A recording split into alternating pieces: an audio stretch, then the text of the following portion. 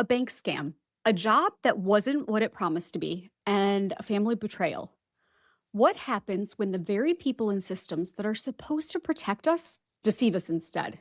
That's what we'll explore in today's Side Eye session with my special guest and coaching friend, Tina Unrue.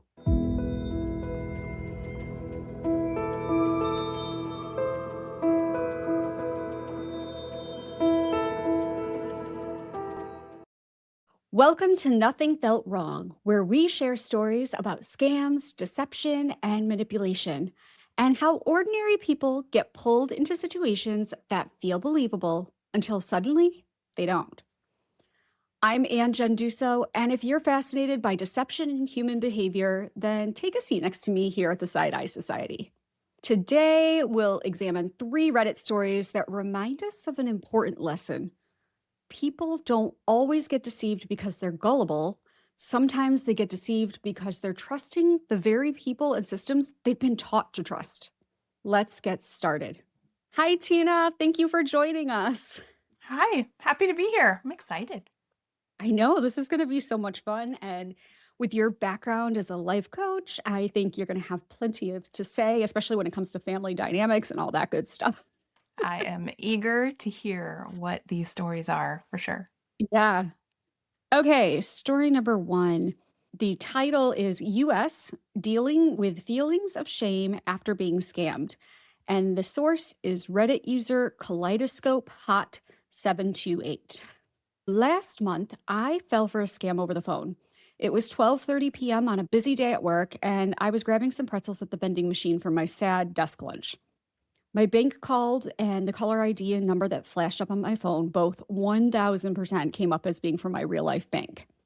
I found out later that they spoofed the number. And they informed me a woman in Detroit was trying to hack my Zelle and send herself $2,000. They sounded so official, asking me if I had a pen, providing case numbers for reference, and walking me through the process to cancel the 2K transfer before it went through, then giving me a cancellation number. Little did I know, they were instructing me how to transfer them the 2K. They were listed on Zelle as Chase Bank, as their actual account name, which I still have no idea how that was allowed to happen. I called Chase, I filed a police report, and was basically told I was SOL and that neither of them could help me. I don't quite live paycheck to paycheck, but I'm also not in the financial position to lose 2K without making a major impact. The hardest thing has been dealing with the relentless shame, embarrassment, and guilt. I'm highly educated. I have a job with lots of responsibility. I own my home and consider myself relatively intelligent. I'm mortified that I fell for this. I feel like I let down my husband and myself. It's been a month and I can't stop ruminating about it. I think about it multiple times per day. I just feel so incredibly stupid and naive. I feel like I'm a bad, stupid person. No matter how many times I tell myself that dwelling in the past isn't helping, I'm still overcome with shame and regret. I know I can't change anything, but my self esteem has tanked, and I truly feel like one of the dumbest people in the world. My question is, for anyone else that has gone through this, how did you deal with the shame and humiliation? Is this common? Does it go away? Any help, advice, or a commiseration would be greatly appreciated. My heart is like breaking, right? It's so bad. Okay, so can we just first of all, like, Yeah. talk about how ridiculous I think that it is that there's some allowable policy where somebody could create a handle that says Chase Yeah. Bank in Yeah. Zelle? Like, come Yeah. on. I mean, would you even have thought of that? Like, No, like, ever you see that and be like, oh, okay, sure. that's like, that is sometimes what surprises me about criminals. It's like they could be Yeah. super smart. Oh, yeah. Like I wouldn't even think Yeah. to do that, right? Absolutely. And so the fact that this person feels shame for being duped when, like, I think I would have fallen for that too, Yeah. right? Especially if the title were that, I would have, I think, assumed that there's no way that the Zelle policy in essence would allow themselves to call themselves a bank. I know. Um, And I wanted to tell this person they're not alone too, because you're right. First of all, you were saying how you would fall. I would absolutely have fallen for that because it's an institution that you think you're supposed to trust, right? But also, I wanted to throw a stat out here that last year, people reported losing nearly $1 billion to business impersonators, with the highest reported losses to bank impersonators. And that's up from 866 million in 2024. Wow. So this is a hot scam. And I've actually gotten this call myself. I don't know if you have. Have you? I have not. Thank Yeah, goodness. I have not. I have. The only reason I figured it out because they did not spoof the bank number. They left a voice, or I mean, they might have even though, but they left a voicemail and left a number for me to call back because I just don't answer my calls. And I saw that, and they left their name, the bank manager, and everything of the Fredericksburg branch. Yeah, like they sounded legit, and I Googled quickly the manager's name of the Fredericksburg branch and the phone number, and that's when I was like, "This is a scam." And right on my bank's website was this big alert, like, "There's scammers pretending to be us," and all of this. So the person's not alone. Let's put it that way. They're not alone. It's very easy to get caught in this, and this is just something that's happening a lot. Right? And can we Yeah. just talk about how, I mean, these scams, I think, are becoming more and more sophisticated, right? Yes. Like, I got Yes. an email from some some ridiculous scammer, but, they had taken the logo and they had done all these things to the email that made it look almost legit. And so Right. with Yep. this particular post, I think you said that the phone number was actually spoofed. So it's like it Mhm. actually looks like it's coming from an actual number that this person believes is their bank. Like, and it puts so much work on us to Mhm. be able to validate things, right? And so then when you It feel just like the sense yeah. of urgency, you Yeah. know, for Yeah. something, I can see how it would be harder for us to like slow down and like really start to question things. Yeah, and I what I think the worst part about these types of scams, which again are on the rise, and there's a reason for it because you're borrowing, it's authority bias. You're borrowing authority from people that have authority, the Chase Bank, right? Mhm. And so you're borrowing that and saying, "This is who I am." And but the part that's so ironic and horrible is that they're saying they're the fraud detection department, right? They're calling saying somebody is fraudulently getting your money, and then they're taking your money. And it's just, oh, so as far as the feelings of shame and stupidity, no, you're right, Tina. Like this is highly sophisticated. And this Mhm. isn't just like one person doing this like from their computer. This is like these scammers, like this type of scamming is from a whole network. It's in big criminal enterprise. I was about to say that. I was like, it's like Yeah. on the level of an actual business. Yeah. Yep. Like this is not just your next door neighbor deciding to, you know, Right. do a prank, right? These Right. are people who are likely very experienced in doing this and unfortunately Mhm. probably have other people telling them how to do it. Oh, sure. Yeah, they've got scripts, they got everything. I think there are a lot of some of them, and I've seen this, they're like call centers.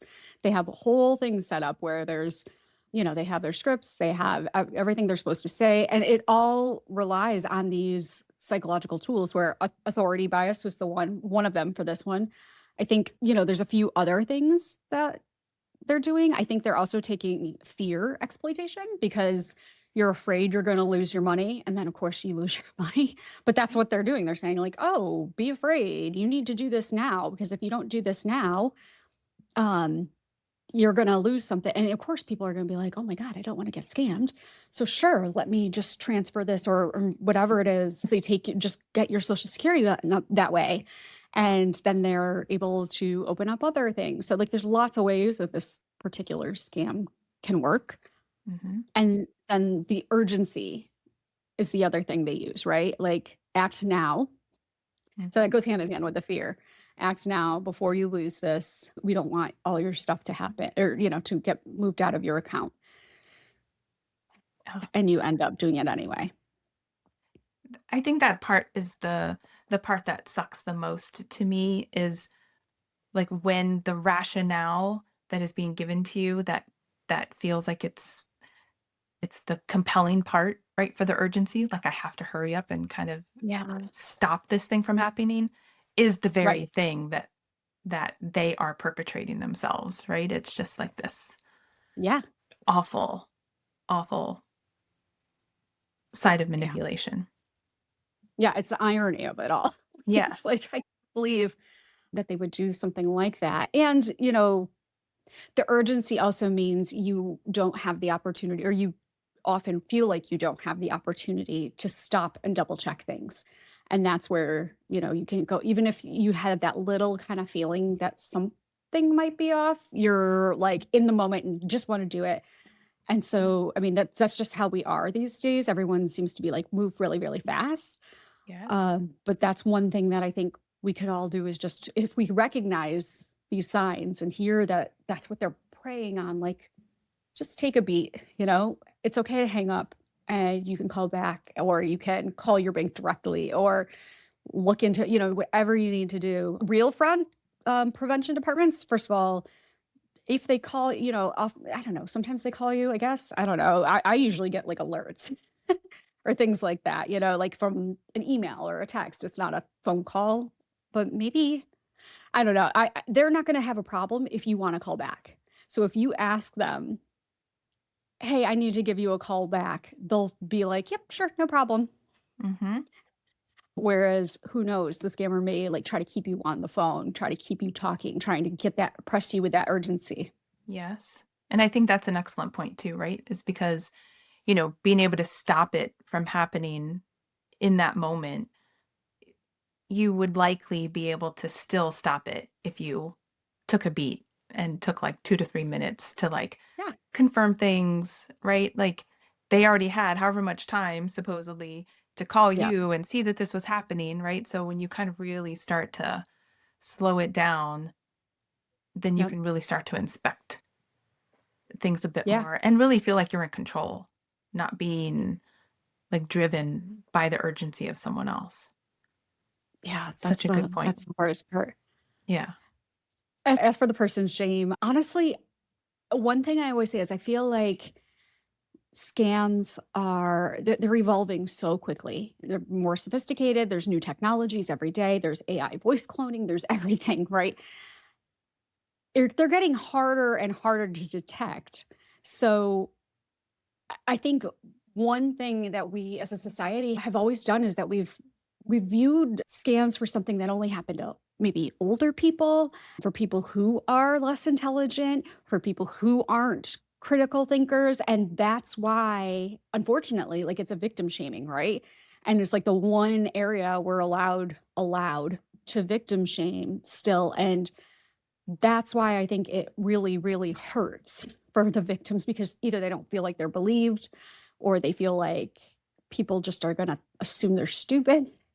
And that's part of what I want to do here by talking to you about all of this is try to say no, this could happen to any of us and it's getting more difficult and I hope if this person happens to be listening to this podcast, they really take that to heart and know that it's not their fault.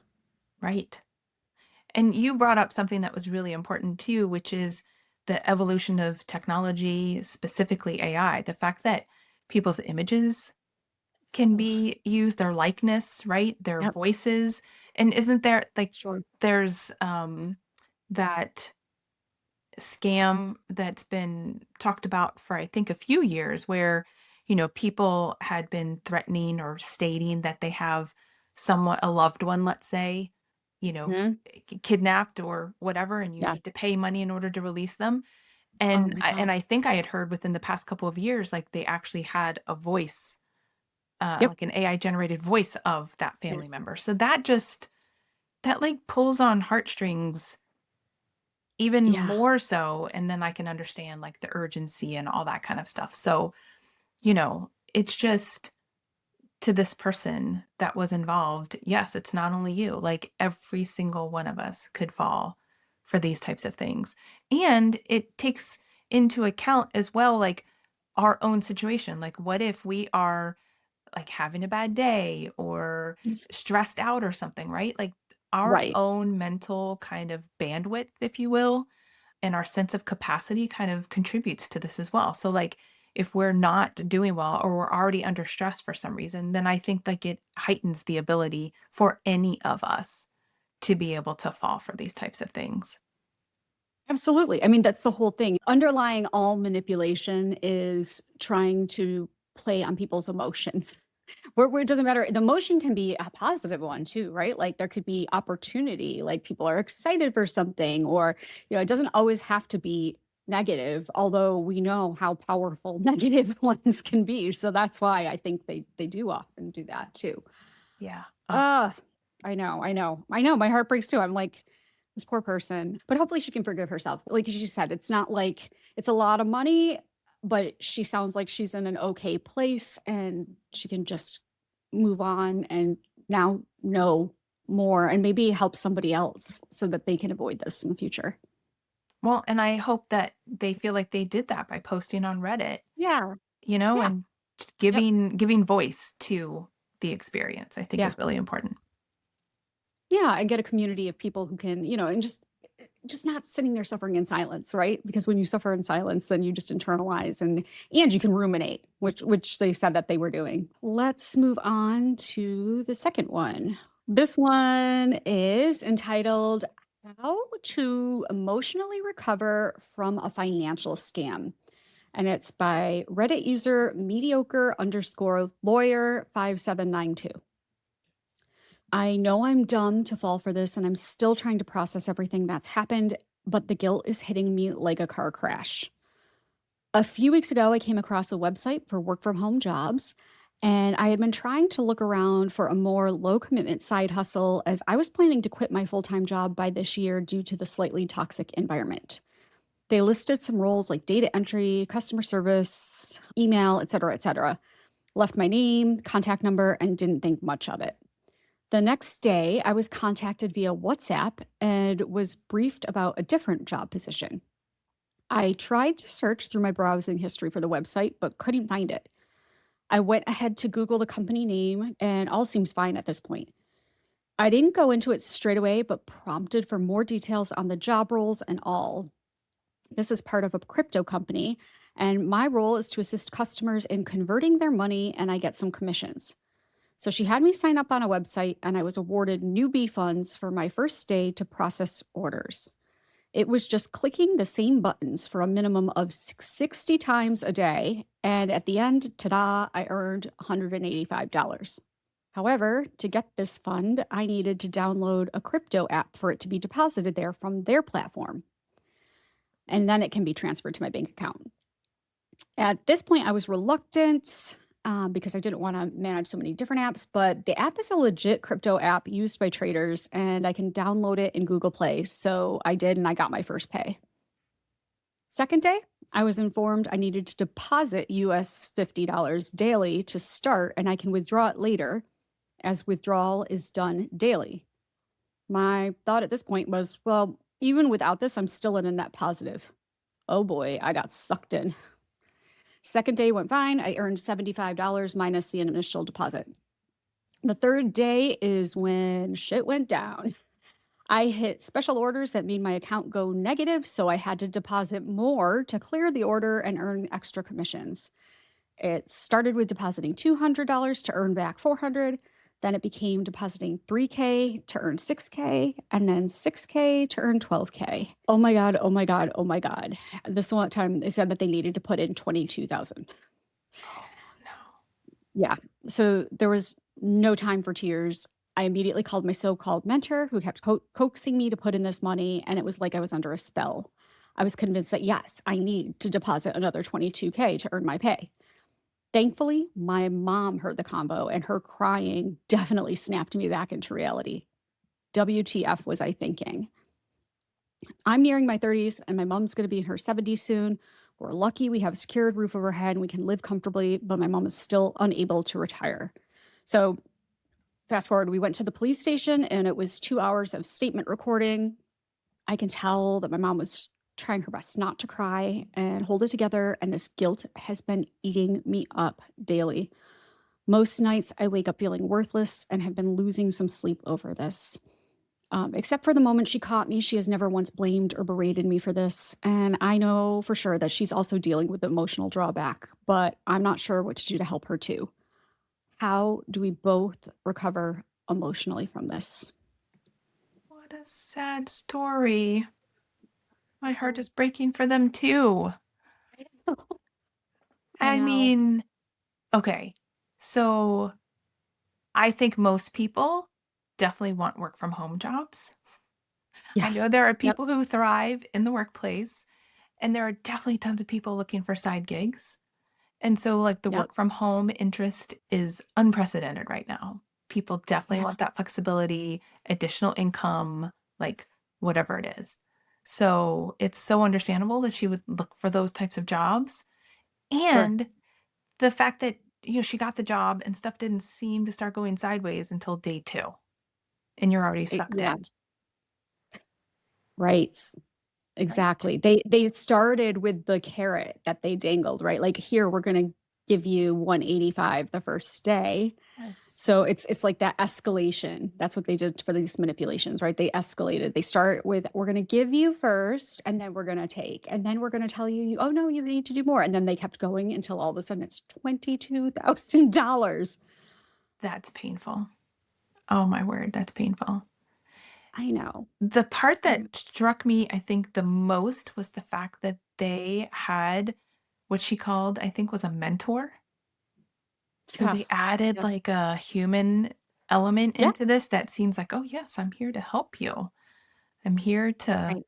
right, to be able to support you through this and help you get the most money or what have you. I just, that's like another level. Right, because 'cause you're actually talking to a human. A lot of times, sometimes you think that, like, if you're gonna be sucked into a scam, you're just dealing with someone over email or something like that, or I mean, and I don't know if they, like, spoke to this person over the phone, but either way, having that dedicated point person, the quote, unquote "mentor," a boss or whatever, again, that goes back to authority bias. You assume that that person is going to lead you in the right direction, Yes. and they're not. So, Yes. ugh. This also goes back to what we were talking about last time too, about, like, what is the emotion they're drawing on, and in this one, it was a positive one, right? Like, the remote, you said it's opportunity. You wanna have a remote job, you wanna have a job, right? You wanna have an easy job. This person's like, "Oh, I can do a part-time gig, I can do it at home, I can just do it on my computer." It sounds very appealing at the time. So Hmm. it didn't have to be a fear or urgency, it was opportunity. For sure. The way that I interpreted it was that each time this person talked to their mentor, it's like they continued to get sucked Mhm. in, right? Mhm. So it, Yeah. it speaks to like the doubling down of those For sure. psychological like manipulation tactics, right? Like being able to be somehow engaged with this person, whether it's email, phone, video, like Yep. whatever it is, and being able to continue to convince someone to keep putting in more and more money. And the only thing that it sounds like broke her ability to be swayed by this person was her own mother Mm, crying. I was like, yeah, wow, that just speaks to like the tactics of these people and the skill yeah, set to yep, prey on the things that people possibly want for themselves or, you know, think that they can get out of it. yep, absolutely. So they do that escalation, and then I think this kinda goes, like, the technical term of what you were just talking about was that sunk cost fallacy. So, like, Mhm. people are like, "I've already spent this much time on it, how why would I yeah, I can do it again, and why would I wanna back out now?" Even if they have little thoughts like, "Oh, I don't know, 6K putting in would be but it worked last time." So all of that escalation and the sunk cost fallacy of I've put so much time and effort into this already. There's also a little bit of identity in here, right? Like, where you start thinking you're good at your job. I'm savvy. I'm a good investor, so this won't happen to me or whatever it is.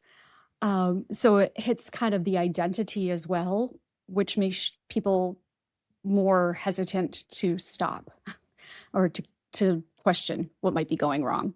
Absolutely. I mean, I don't think at any point in this process, right, that this person would want to believe that they were being swindled, Right. right? Because Right. that speaks Right. Of exactly course to our not. identity. Like, wait, I fell for this. Right. I'm someone who got taken. So we don't want to think that about ourselves. So it's so much easier to be able to look at the external situation and just listen to it on its Yeah. face, right? And be able to hear, Yep. like, oh, yes, I hear the justification you're offering for this rationale.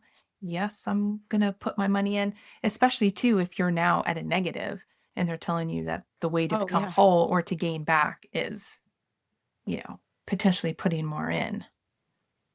It's Right. just, So it does go on to the fear too. Like, because once you start questioning, then you're like, but wait, I have to do this. Or if I don't, I'm not going to get it back. Also, just wrapping it up as to making it part of your job, which you have. So just a sense of obligation too, right? Like duty, like this is what I'm supposed to do, that authority again. mhm. It all prays. And I feel so bad because $22,000 is a lot of money.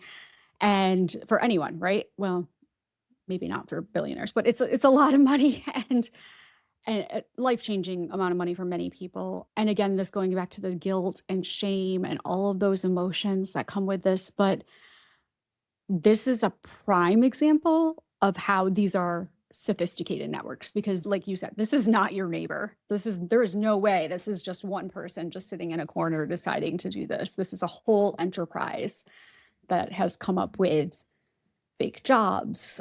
They've come up with a way to figure out what is the. I still want to know. This person said that they downloaded the app and it was a real app, but was it? Because sometimes they can clone those and they can make it look like they're depositing money in while they're taking, just like mirror screens and things like that. I've heard of that. So like it's tough. I would just say for the future, and just in general, any job that asks you to give money in any way, shape, or form, whether it's to land the job or to, have to front something, is most likely not a legitimate opportunity.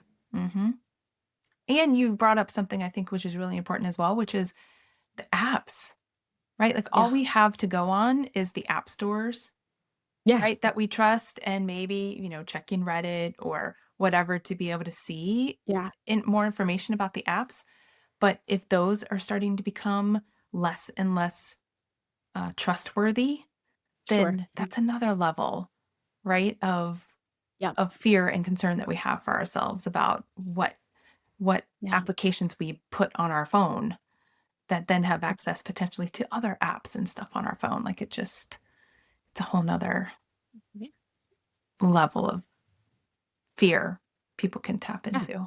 Oh, Sure. And I think the other little like kind of red flag that I would think about for the future for anyone who's actually looking for jobs and might come across these is if it mentions crypto. Like that usually is just a red flag it's for a me red flag because for me, but yeah.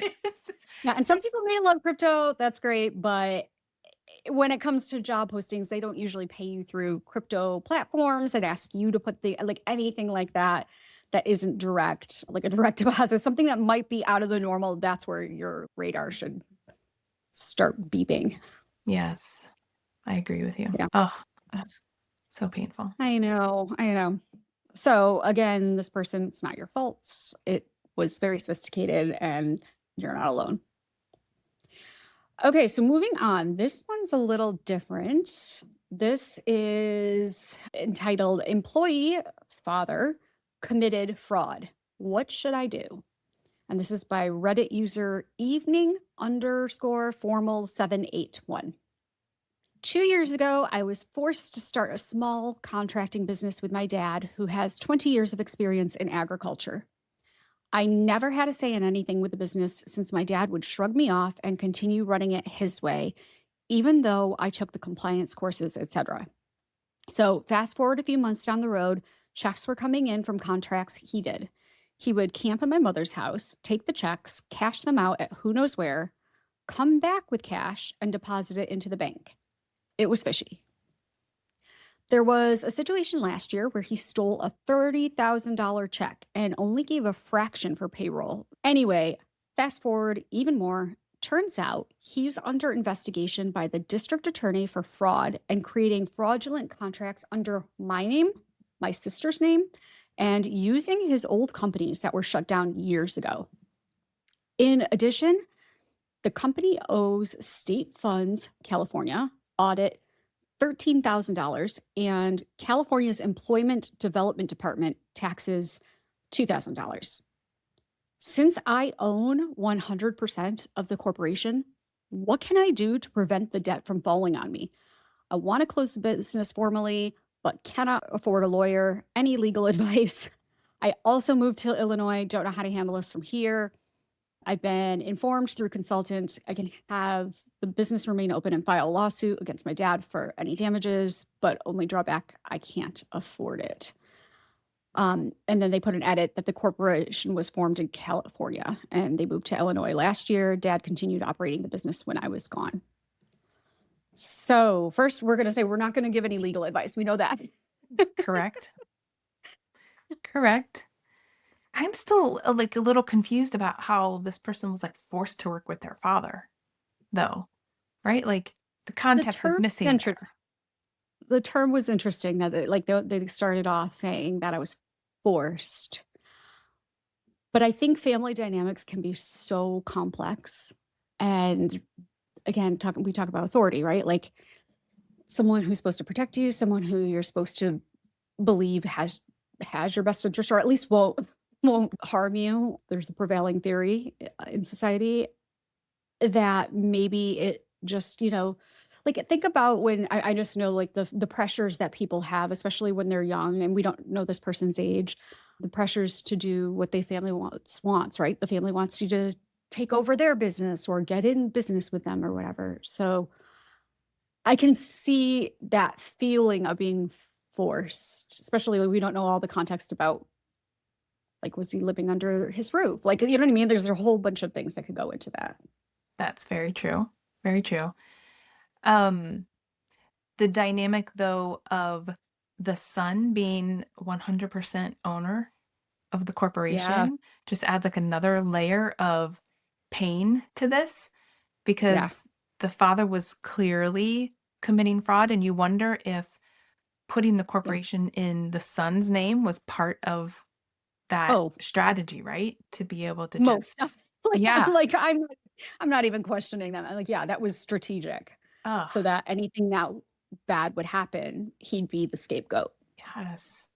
But then that's just a layer of pain that we haven't experienced with the other two stories, Yep. right? Because this is now being perpetrated by your own father. Yep. It's a Like family that's obligation trap, right? You defer to authority, the family structure, the father is, many times viewed as the person who makes decisions, so you just go along with them. I think the wording choice in here too shows a dynamic of learned powerlessness, right? So like after the pattern of your dad just ignoring your input for the business, then you just give up. You're like, I'm not even going to bother trying to say what to do anymore. But unfortunately, by not being on top of it, then the fraud was able to be perpetrated and you didn't know. mhm. And Um, and can we just talk about, like, the fact that you are talking about this and normalizing the victimhood in essence of yeah. how these things can take shape? I think this is, like, at least for me, it's one of the more obvious ones that I think we all can appreciate potentially Yeah. falling for or being victim Or, to, right? The fact that there is somebody in our family who is somehow forcing us into business, right? And you rattled off a mhm, few different examples of that, let alone just the relationship itself, right. right? Right. So, there's could be like people pleasing, like Yep. the fact that you want to help them with whatever, Yep. and like, yes, I'll Yep. I'll do this, right? Even if you think it's for a short period of time, maybe you don't Right. intend to do it for long. I think it's so much easier to see how we could fall for this ourselves when it's someone in our own family. Which is also what makes it so much more devastating because it is somebody I mean, like, It's one thing if a stranger, the crypto scam, right? Like you have a stranger who's doing this to you. I mean, it's awful. You lost a very large amount of money. But when it's your own family or your, spouse or whatever, the person that you really believed in, and it's a long con. This wasn't something that happened overnight. Like this was something that took what sounds like years in the making.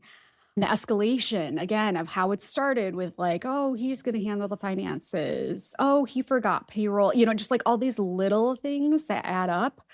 It just makes it so utterly devastating because you feel like you've misplaced that trust and you don't even know when and where it could have stopped or how you should have known in the first place. Hmm. It makes it so much more difficult to reconcile Yeah. everything, because then I can also see the length of the con being extended because of the potential rationalizations that we would make for Yep. ourselves, right? Like, Absolutely. I Right. mean, we talk about age, and we don't know the age of this person. We don't know the age of the father. And so I could see it at least being like, oh, he forgot payroll, it just Oh, yeah. slipped I his can see that. mind, right? Or like you're rationalizing and justifying the Yes. potential reasons Yep. for things happening until you are so deep in it that you can no longer continue to rationalize it. And then you're having to come to terms with what's actually being done to you by someone that you love. Right. Then you have the state of California coming for you, and you're like, oh, you're right. Like all those little justifications that you tell yourself. Yeah, because there's always a million reasons. And it's funny because I'm a person that likes to proceed from charitable assumption, meaning I always want to assume the best. And until someone proves otherwise, I want to assume the best intent from that person. And that may be really helpful. In fact, it's something I've been taught in coaching and talked about with my team members in previous jobs and things like that. I was taught that, right? Like charitable assumption, because as soon as if you start like filling in the gaps with your assumptions, that can cause conflict. And so it's a big conflict management strategy. However, when you do that on a repeated basis, or in the case of scammers, people who you don't know, right? Like you don't know if this could be somebody that you were supposed to trust, your dad, your boss, whatever it is. They you know, it's almost like you can't ignore your intuition though too, because if you do, you just start all those rationalizations and justifications, and charitable assumption can become a weapon. Yes. And I mean, I have to say, I'm with you, completely charitable, giving people the benefit of the doubt. And I have Yeah. definitely done that for too long with some people and completely been burned. So Yeah. Oh, it's definitely. Myself just, too. Yeah. yeah. Um, Yeah. oh, what a painful thing to have to experience. I know. Man. So here's a question for you, Tina, and I'm sure you'll have an answer right at the tip of your tongue. How do you become a person who doesn't turn bitter and doesn't like question everything so that you can still have charitable assumption occasionally? Like, how do you walk that line? Oh my word. Well, I'm sorry to disappoint you. I don't know that I have anything off the tip of my tongue. Um, I knew, well, it's a tough one. That's why I was joking when I said that. Of course, of course. To me, I feel like there's a level of acceptance that we have to be able to give to situations clearly when they've already happened, right? Like we can't change it. We cannot Mm, change it. yeah. And all we can do is try to learn from them. And in this specific example, I think it's really hard to walk the line of not being bitter, especially when it's a family member.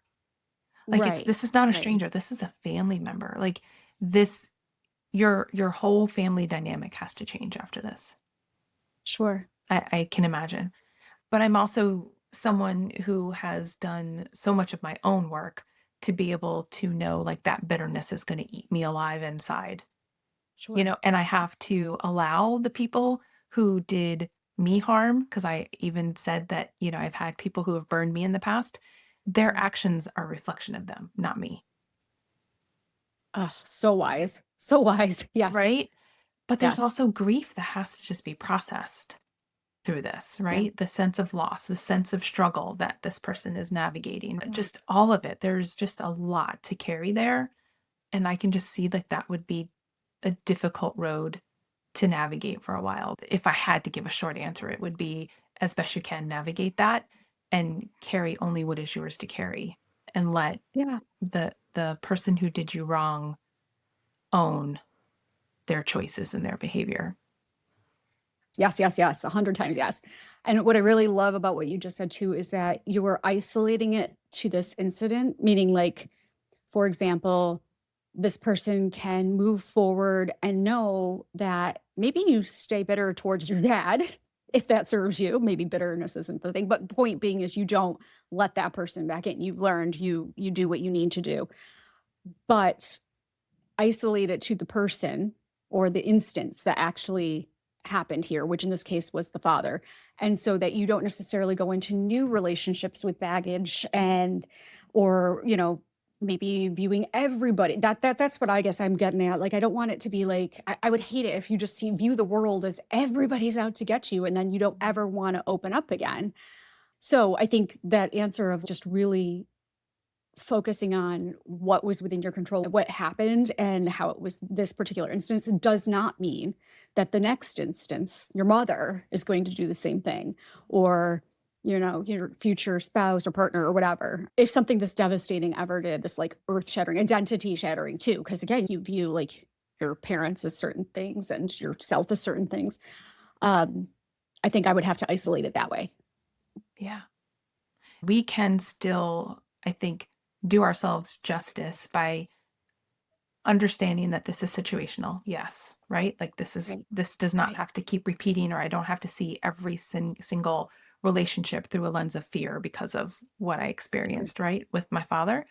But we can also reflect ourselves too and understand like what boundaries might I Yeah. need to put into Yeah. place going forward? Like maybe I'll never be in business with a family member.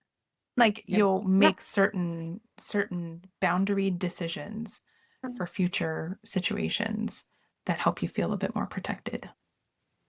That's the coach side of you coming out, right? Like, and Yeah. you looking at the lesson and yeah, because there is always a lesson in something, even if it's a devastating lesson and a hard one to learn. Like, there's something to be learned in that. And yeah, I love that thought of putting new boundaries or yeah, maybe you don't get into business with family members. Maybe it doesn't matter if somebody pushes back. I still want to be on top of things. I need to have the insight in finances, whatever it is for you. That's super wise.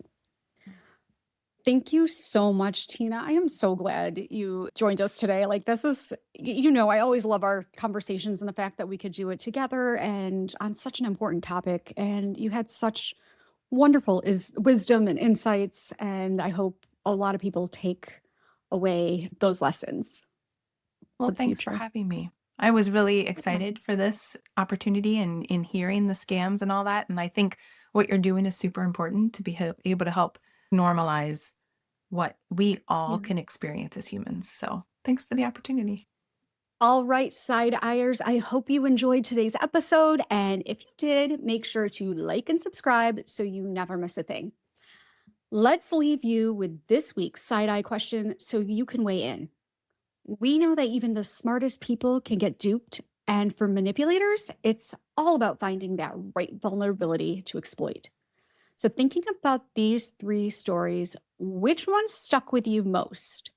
And which one made you think, yeah, I absolutely would have trusted that? Drop your answer in the comments and let's discuss. And if you're listening on a podcast app, leaving a rating or a review can help even more side eyers find the show. And finally, if you have your own story of deception, scams, or manipulation, we want to hear them. Email us at stories@nothingfeltwrong.com. We may feature your story in a future episode, and we'll keep everything anonymous for legal protection. Because the more stories we share without shame, the more we erase the stigma associated with being a victim, and we take the power back from these awful perpetrators because it can happen to any of us because nothing felt wrong until it did.